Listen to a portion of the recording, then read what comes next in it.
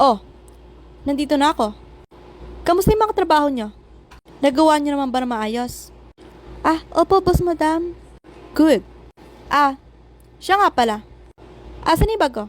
Eto ho, boss madam. Thank you.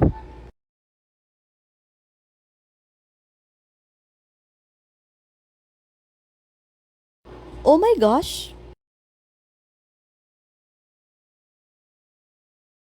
Oh my gosh. Asan yung alas ko? Bakit nawala alas ko dito? Hala boss, hindi ko po alam. Pinagkatiwala ko to sa'yo, di ba? Iniwan ko. Dahil may tiwala ko sa'yo. At matagal na kita pinagkakatiwalaan. Pero bakit ganito? Nasaan yung alas ko? Napakahalaga sa akin nun. Wala ho akong alam. Pakikagal nga lahat ng bag nyo. At oras na malaman ko sino kumuha, humanda kayo sa akin. Naku, madam. Nakalkal ko na lahat ng bag. Pero, may isang bag ako na nakita kung saan nandun yung alahas mo. Eto. Amin na.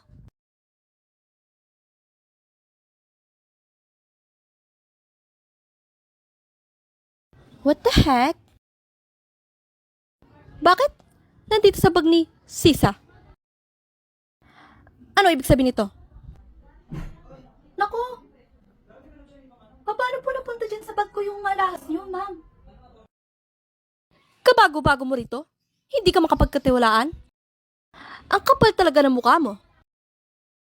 Alam mo, bagay sa'yo. Tinatanggal sa trabaho.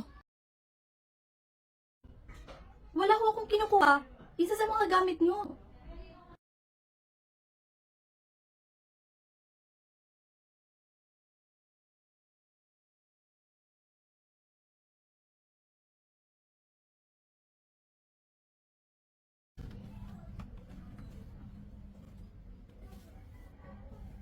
Naku, buti pa sila, madam. Happy family. Ang swerte naman ng pamilya nila. Mayaman. Kumpleto sila. At higit sa lahat, masaya. Samantalang kami, mahirap pa sa daga.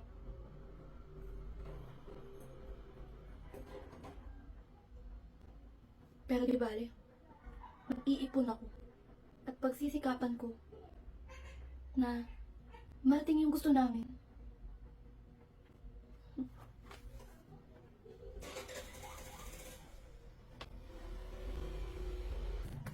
O, Sisa, anong ginagawa mo sa kwarto ni Madam?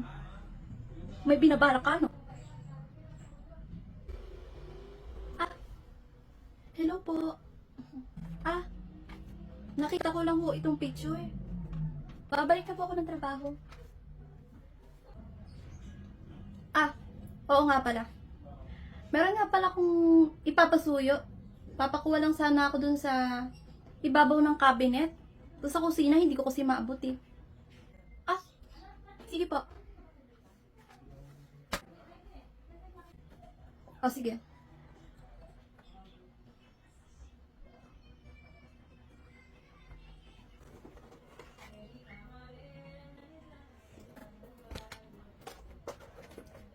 Ito siguro yung bag ni Sisa. Dapat kang matanggal sa trabaho mo. Dahil ako lang dapat ang nandito